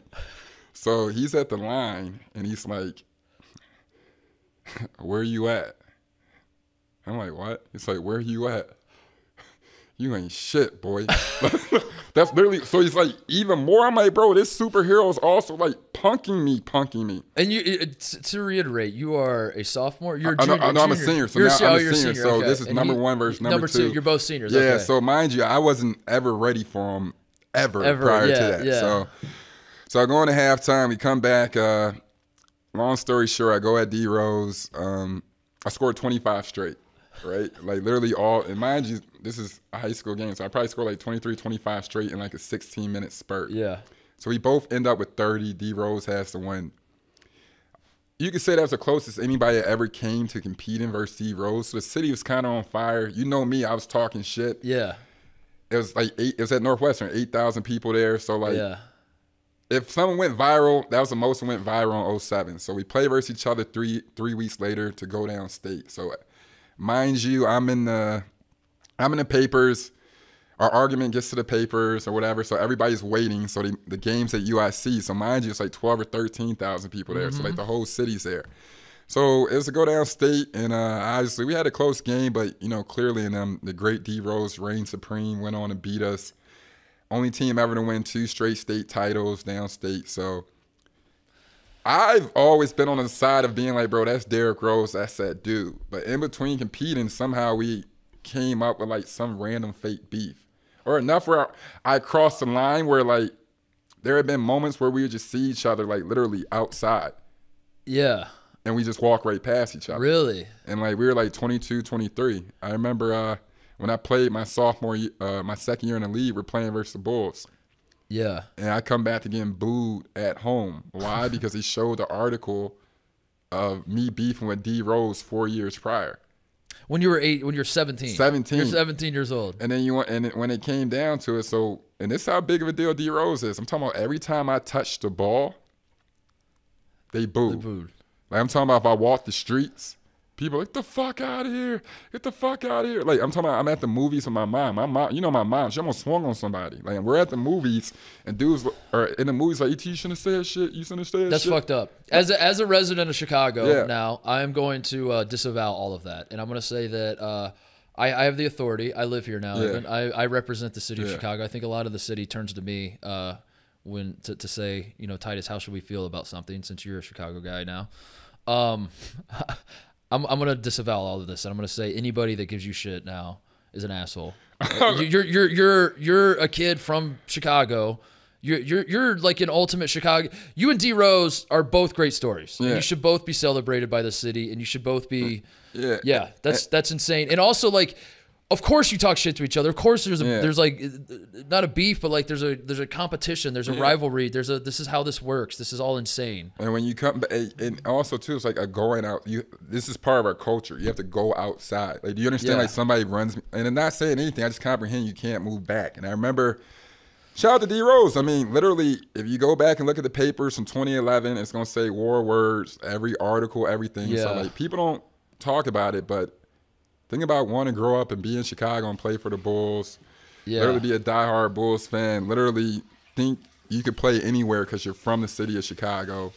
Legit taking a bus from the west side all the way to the burbs, like going everywhere, like having to deal with the suburban thing, kicking every Chicago dude's ass. Yeah. To be and then when I don't move back or don't get off my step like I shouldn't. Yeah. It's hell to tell the captain. And like, that was one of the times when I realized, like, no, you just got to accept the role of being villain. It's 20,000 people. I'm playing in the NBA. I'm at the crib. Like, even my girlfriend at the time, like, I'm up all night. I'm like, yo, it's going to be hell tomorrow. She's like, why? Like, it should be good to know you don't understand. They're going to boo me. They're bringing up some old shit with D Rose, and you don't quarrel. That's crazy. You don't quarrel with D Rose. But this is one thing I will say. D Rose got hurt. I believe an injury, like the injury definitely affected it, but we were able to beat the AC, beat the first round team, and we went to we took Boston in Game 7 with Kevin Garnett and everything like that. But when it came to the city of Chicago, it's always been love and always had my people. But one thing I will say was just like, I think in private I would get my respect, but like when it comes out to screaming like who comes from here, who comes from there, like stop. Like, I ran through the city with the Proviso West tournament. I went 3-4 years only losing 3 games with the great D Rose. When it comes down to when we talk about, I'm not even talking about legend or whatever else. Like, I went on there to win National Player of the Year. Yeah. After breaking the back. Exactly. Like, I went on there and I came from like, where I came from to be able to do something dope. It's fucking insane. No, it's fucking insane. It's fucking insane, dude, so when real. You tell part of the shit that occurs when I got booed at the crib, it has to tell about the greatness of Derrick Rose, but at the same time, I'm calling it bullshit. And I mean, I wanted to cry. Like 18, 19,000 people. I was like, bro, I'm not going to cry. I'm not going to do shit. But when I get a chance and we win. But that's the thing. It's like you're damned if you do, you're damned if you don't. Because if you look back on it, you're like, maybe I shouldn't have beefed with it. Like, not even beef, but like I shouldn't have like stepped up and tried to like be competitive. Like, no, of course you should. Like, in what world would a guy calls you a bitch, or like a guy, is like, I'm here to kill you tonight. Or you're just like, okay, go ahead, kill me then. Yeah. Like, that's not how that's not how competition works. So like, but I think like you shouldn't be knocked down a peg or whatever because you were one of the few people that could like rise to his level. I don't mean like that, but I mean, yeah, that was the closest I've ever been to D Rose. That was the closest I've ever been. Yeah, I don't. You were one of the few people that could like compete. Because if Derrick Rose played me in high school, maybe there's like a brief moment where I would have been like, oh fuck no, man, I'm gonna and then like that snap of a finger, it doesn't work. But for you to play well against them and compete like that, like I don't. That's insane. That's insane to me that you don't get more love in Chicago, because I felt like that to me, your story is, and his story too, not to take away from his story, but I just feel like your story is incredible. It's insane because he was, it's like we've talked about this whole time. Like he was a sure thing. You were not. And I don't say that to put you down or like what you were in high school. It's the truth. Like everybody was, I'm in Indiana or I'm in Ohio, whatever. Like I knew who Derrick Rose was. I did not know who Evan Turner was. Everybody knew who Derrick Rose was. Everybody knew Derrick Rose was going to be in the NBA. He was going to be all the shit. Nobody knew that about you per se, and for you to go on to do what you've done is like, it's fucking wild. Yeah, and it's a blessing. And like I said, like a lot of stuff that occurs, and we identify with it, but it's like sometimes you just have to really, like I said with trophies and stuff, you really have to just take that as a stripe and like remember it. But I think one thing that I always take seriously enough that's always really set the tone was like, if you leave here with anything and being like, if you're going to be the bad guy, be the bad. If I wasn't a villain, bro, I'd be on the west side fucked up. Right. And you never hear from me. Yeah, you never, and like, one thing I always had to like remind myself of like coming through was like, no, this isn't for arrogance. This isn't for egotistical. This isn't for anything. This is for my life and my dreams. Yeah. Like, I have to. And you shouldn't have to apologize to anybody or change anything about you when like that. Those are the stakes. Yeah, when it's like, you know, when it's that big of a deal, it's like this isn't a fucking game to me. I don't care that you don't like me. Like this isn't. I would rather provide for my family than have you like me. Yeah, you no, know? and I just tell that story to remind people in general. Like, I'm not saying, oh, I was Joe Smo, I was this and the third. The only thing I had was an OD belief that I could do some shit. And, like, still believe when motherfuckers would laugh at me. Yeah. And, like, you don't hear laughter as much, but you were there in 07, people like, this kid thinks this. And it's like, no. And when I tell people other way, like, fuck it, bro. Like, whoever doesn't think you can be something great, that's not your friend, that's not the room you should be in. Yeah. So when it comes down to it, like, if they hate you for believing in yourself, try to have them kill you. No, there's a face turn on the horizon. The Evan Turner face turn, which I don't know. I don't know how I will ultimately feel about that, because it will be weird. But like I think there's a world as you've started to enter yourself into the media world, Evan. I think you're going to become beloved, and it's going to be a weird dynamic. It's going to be a weird dynamic that. Don't worry, the human being is complex, but I think one thing that occurs that not even like how the world is going, but like not even saying like I put my shield down for war. Yeah. But like I'm entering nirvana. Like somebody said the other day that if you told me 20 years ago, I would have hated it. I was at the airport with my daughter. Be like, oh, Columbus, like Evan Turner. And one guy walked up and said, being a dad looks good on you. Yeah. That's cool, man. And you know what I mean? And I was just like, wow, I would never been able to accept that. Or like sit here and being like, yo, I'm doing media and this is my strive. I would have fought you every second and been like, no, I'm a basketball player. Yeah. And it's like, I'm knock on wood, God keep me around a lot, but like the roses are starting to become even more. I mean, you gotta. Well, that's the thing about athletes in general, man. You got a whole life ahead of you after this. So like, you got to figure out. I mean, you're doing a great job of it, but like, you gotta. I talk to Greg about this all the time. Of just even if you do have a 20-year NBA career, you're still gonna retire when you're 40 or something. And you still have like a shit ton of life left, man. You got to figure out who you are as a human and who you are. What makes you tick deep down. And I think like that's the cool part of watching you and watching Greg go through it too, of like he became a father as well, and just kind of seeing dudes start to realize like what's important in life, and you do kind of lose the edge of like the grind is kind of over. Like not that you're not going to work hard at the ventures you got going on, but I'm no longer that 15-year-old kid that was you can understand? You can take a deep breath now a little bit and just kind of like you have more perspective on everything. So tell everybody what you do got going on. So right now, myself and Andre Iguodala, one of my great friends, how Titus rides Greg's coattails. That's pretty much what I do. He's awesome. Iggy's awesome. No, by the Iggy's. I met him at the Notre Dame football game last year. Yeah. We were all kicking. Yeah. And that dude just like we went to like the little tailgate, which you hooked me up with and let me tag along and all that, and then we get in there and everybody mobs you, and I think Tatum was with us, right? Oh, yeah, so like everybody's mobbing you and That's Tatum. That's a random moment.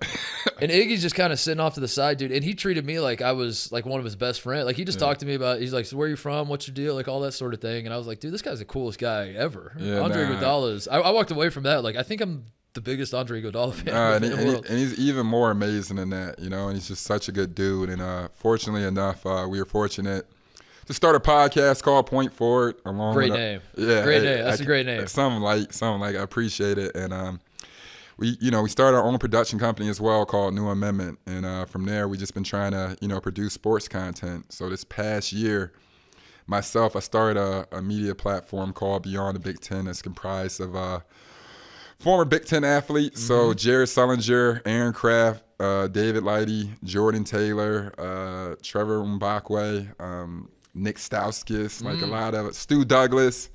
A lot of great talent, to say the least. Christian Watford, Derrick Elston. And for football, we were able to get DeVere Posey, James White, some great guys. But we're basically doing a play on new media where we take former players, they follow their alma mater, and they do a lot of podcasts and social media stuff where we're covering the team, we're doing updates, we're getting on some pretty good interviews, getting head coaches, and I think we're going to hit the ground pretty much running pretty hard with that. We just signed our deal with the Big Ten to make it official to be part of the Big Ten. So I'm not like you, but I'm maneuvering, finding my way in the structure. You No, do not you're the wanna be man. like me, You're the man. And over the next 10 months, we'll have 520 shows produced. And That's awesome. We're going to keep trying to ride that wave and keep going deeper into Big Ten sports and giving athletes. I want to come on the Ohio State football podcast when we lose to Michigan for the third time. Do you want to? Just like lose my fucking mind. Yeah. All right. I want to just. All right, I'll fly you out there. I would definitely love for you. I will. I don't want to go on the basketball one because that's a little too like it's too familiar. I want to because like when I talk about Ohio State basketball, it's all a little too close and like it's I don't know, whatever.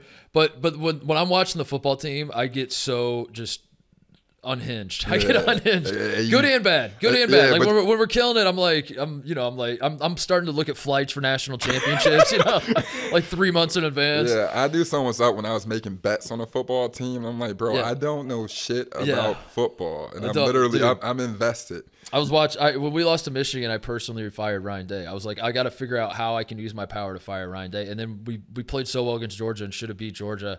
And I was like, I just rehired Ryan Day. I gotta call everybody and rehire Ryan Day. And everyone's like, what are you talking about, dude? Bro, but I love Ryan Day, bro. I love him. I think he's a dope dude, bro. He's incredible. He's the nicest guy. Like I think that's what I'm telling you. Like you just become unhinged. You're like I'm watching Ryan Day call another bubble screen. I'm like, what the fuck am I doing? But I am 100% a Ryan Day guy, but also I wanted to fire him. Yeah. How do you feel? I also feel sometimes too, like when you feel this platform and even speaking on Ohio State sports. Yeah. It's like how we spoke sometimes. We could be like, God, this is tough. And we don't see how much it's magnified, especially around Big Ten basketball. Right. Like, I remember back in the day, I sent out a tweet when they fired Coach Matta. Oh, yeah. And people were pissed. Oh, dude. And I'm like, good luck in an NIT. And it's like, nah, like, you just fired culture after one bad year. Or two bad years. And I'm always going to root for the Buckeyes. So I don't ever, if there was an NIT game, I would show up there. I'll probably donate to the team type shit. But like when it came down to it, I remember getting so much flack for saying that.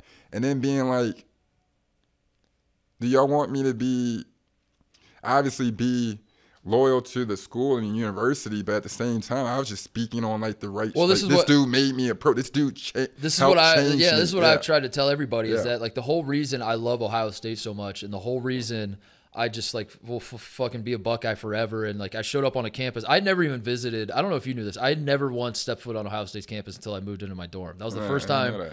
I didn't even know where I was going to school. I was like, because I had gotten into Northwestern and Vanderbilt, and I was considering going to one of those. Northwestern's underrated, bro. I should have gone to Northwestern, maybe. Bro, nobody tells anybody about the Northwestern campus, bro. Northwestern's incredible. Yeah, like Northwestern should be what Notre Dame is. I know. But you're nobody right. knows the campus is that nice. Yeah. So I was thinking about going to Northwestern, and Greg was like, why don't you just come to Ohio State? And I was like, well, what would I do at Ohio State? He's like, well, you would live with me. I would get you involved with the basketball team. We're going to be obviously very good, and you can just live in and I was like, that sounds pretty fucking sick. Maybe I should do that. Because then I thought about it. I was like, I'm not gonna know anybody at Northwestern. I'm gonna be. I don't know. I'm just gonna be a fish out of water a little bit. So I was like, I'll just go to Ohio State. And I got into Ohio State obviously. And the first time I ever got to campus was moving in. But the whole point of saying all that is like I had no love for Ohio State before I went there. I didn't know shit about it. I didn't know anything. And now I'm at a point where like that university means the absolute world to me. It's like I am a Buckeye through and through and always will be. But the caveat to that is the whole reason I feel so deeply about that place is because of guys like you and Coach Matta. And it's the Woody Hayes shit. You win with people, man. And like that was and when I really think back on it, it's like I didn't love the brick buildings that were in Columbus, Ohio. I love the fucking people that were there that I build the camaraderie with. And the second you start turning your back on my people, then it's like I'm gonna like if Coach Matta told me, and he doesn't, he says the opposite. But if he told me it's fuck Ohio State forever, that might be where I'm at. You know what I mean? But like he's the opposite. He's like, Mark, don't. And that's thorough that. But like when you sit here and people don't understand, it's like no, we went. This is how tight we went through the trenches. It's like, no, my dog. Like, I love everybody, all 6 billion people in Ohio State, whatever. But Matta, Trump, there's people that Trump. It wasn't all that shit. So when it came down to it, it's like, no, I don't.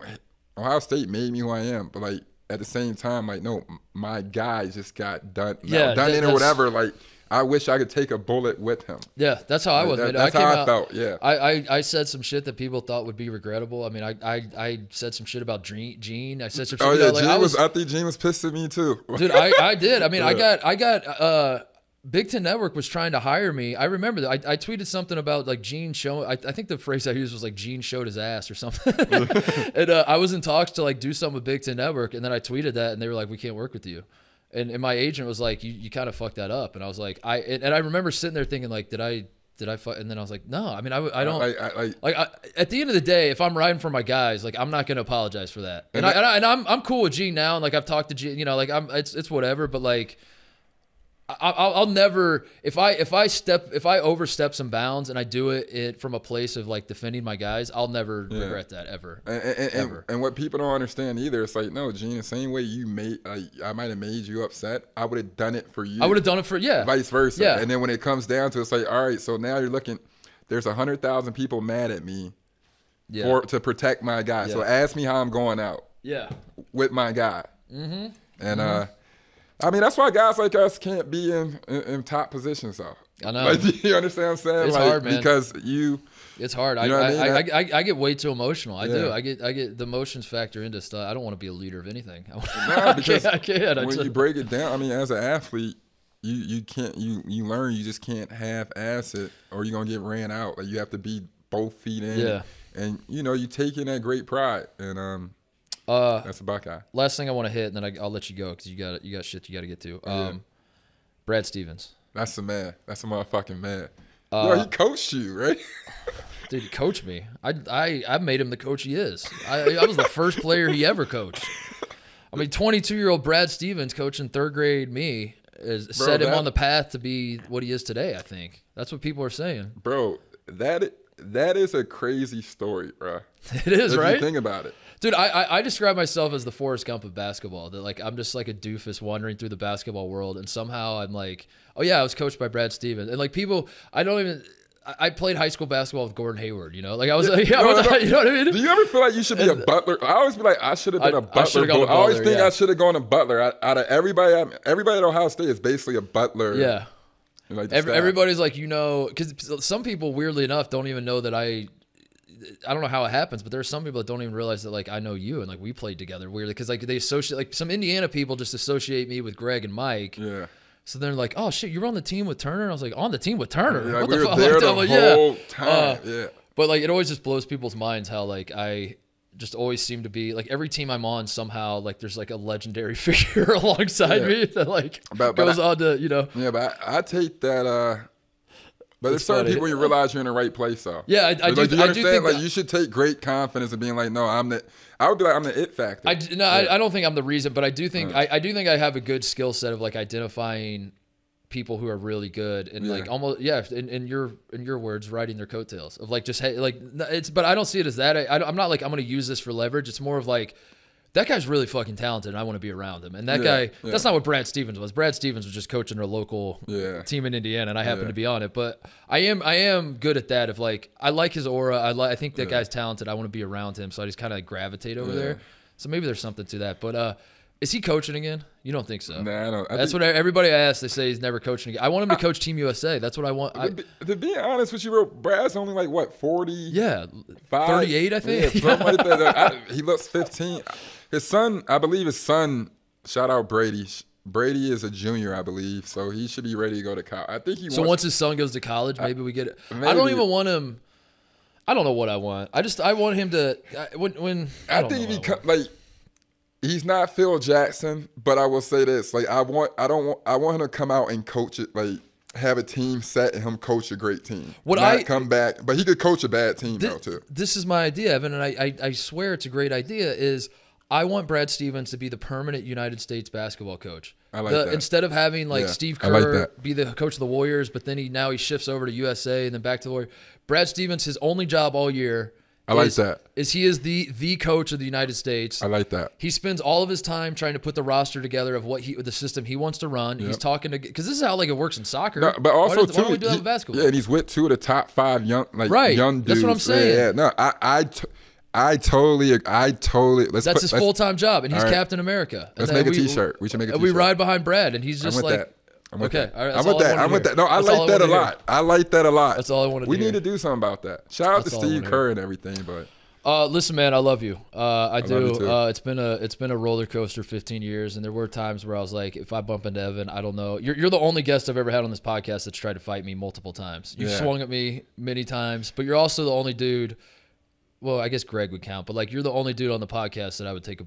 Well, I don't know. I don't want to say that because there are some people that have been on the show that would take offense to that, but you're my guy is what I'm saying. Yeah. And I'm glad you did this, and I'm glad hopefully we cleared the air on some stuff. Because we would have done this way sooner had we just been like, yo, where are you at? Like, you know what I mean? Well, like, dude, when I asked you to come on the pod, I realized, I was like, dude, in all the years I've been using this man for content. I've never once had him on a show. We've never once done anything together. This is literally the first time in 15 years we've done something publicly together. Well, the COVID fucked up our T-shirt. It did, dude. COVID fucked up our T-shirt. That was a tough hit. I think. I know. That would have been a heat. Bro, bring it back. Do you want to? Let's hit up Homage. Yeah. Bro, I'm down with it, bro. That was one of the things where I was like, bro, this would have been a hit, bro.